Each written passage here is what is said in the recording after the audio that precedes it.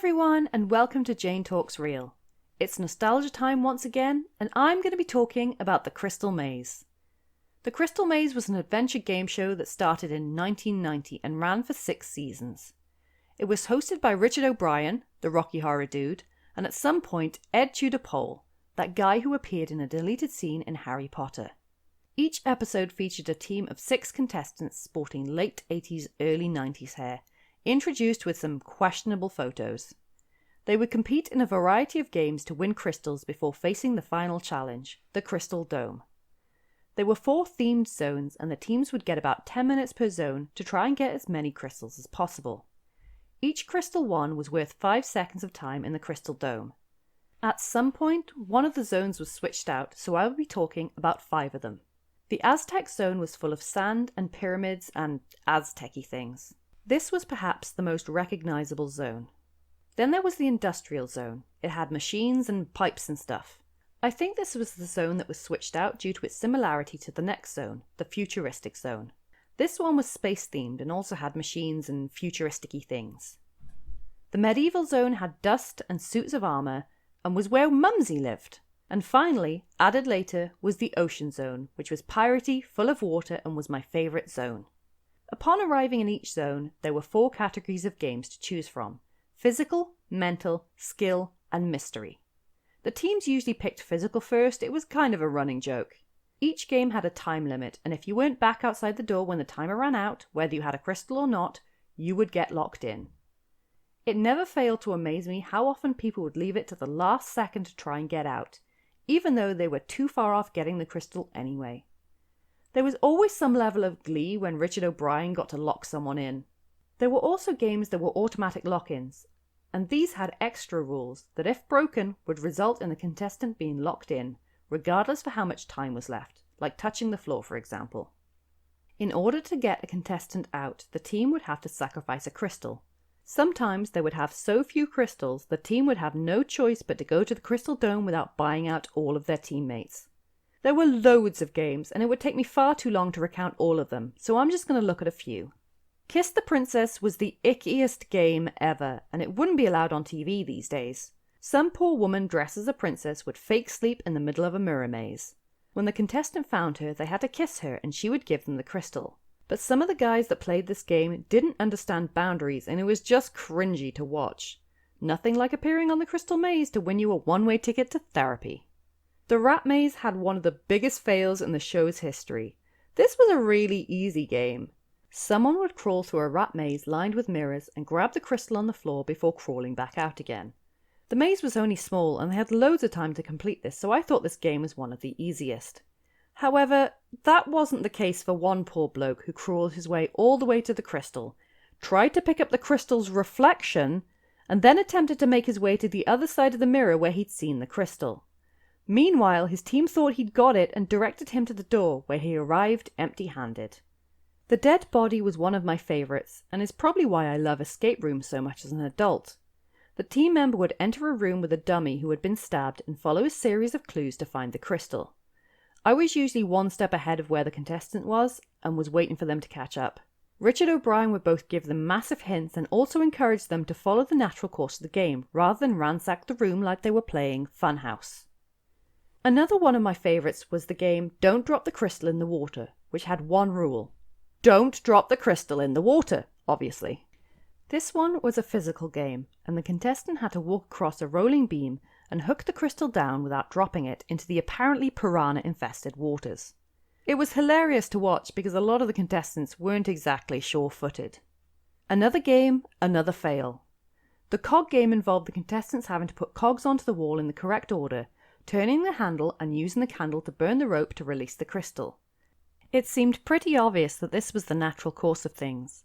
However, some guy thought he could shortcut this game by first putting the handle cog next to the cage without any of the others in, and then trying to wrench the cage off the wall entirely.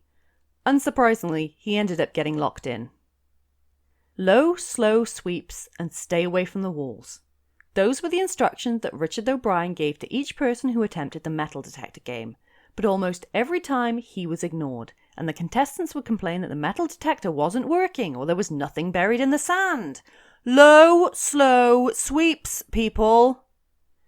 This game involved locating and digging up 2 safe tumblers and a combination to crack the safe and get the crystal out.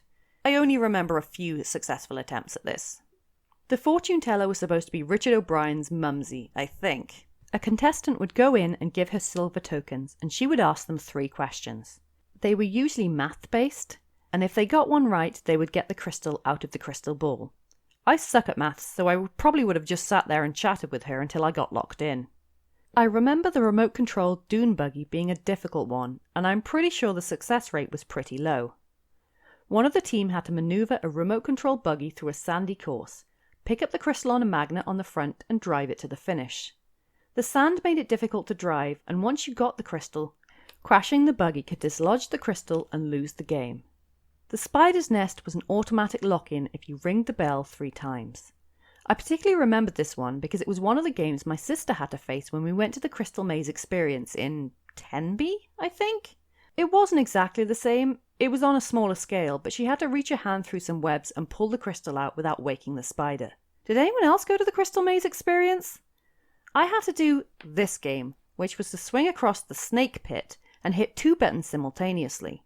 Unfortunately, I was so small that my arm span wasn't sufficient, so my sister had to do it instead.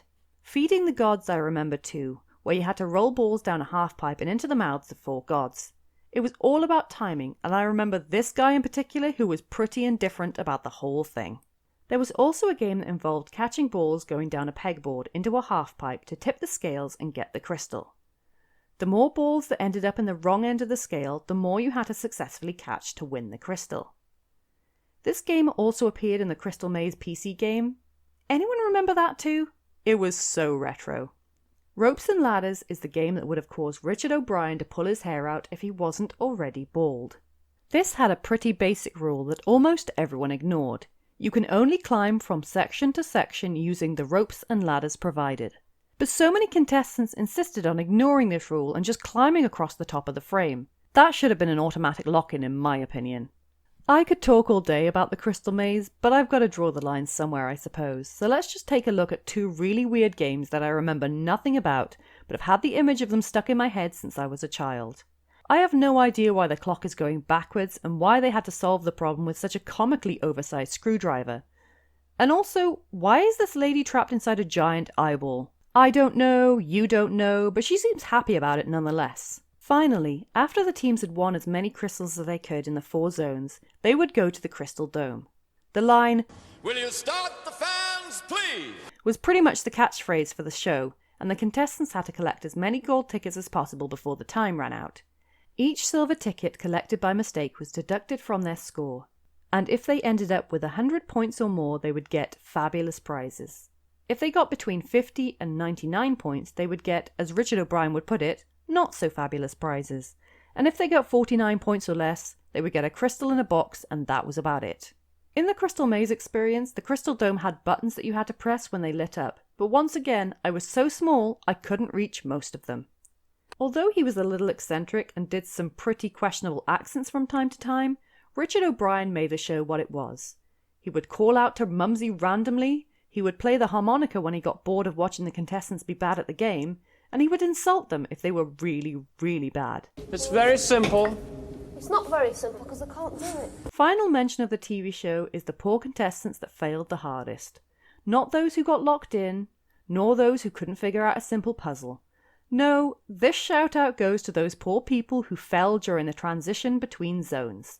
That lady who fell off the rope bridge, that person who couldn't get down the pyramid unassisted, and that woman who nearly drowned herself in 3 foot of water. They are the unsung heroes of this wonderfully bonkers game show. But there's no way I'm signing off without mentioning 2 pieces of Crystal Maze merch that I owned. First off, the board game. It was so much fun and I loved playing with the little crystals that came in the box. And secondly, there were some Crystal Maze books. I had 3 out of the 4 of these: Tea at Rick's, The Crystal Thief, and The Sacred Necklace, which I still have to this day. I was especially excited by one of the books. I forget which one it was, but the 2 female kids in it were called Jane and Susan, which is mine and my sister's names. Epic. So there you have it. That was the Crystal Maze. Did you watch this one as a kid? And what were your favourite games? Did you play the PC game or the board game? Did you own the books or go to the place in Tenby when it was open? Let me know in the comments or come say hi on Twitter. If you enjoyed this video, then please like, share and subscribe. Join me next time where I'll be talking about Lego figures with their own TV show. I'll speak to you soon, and thanks for watching.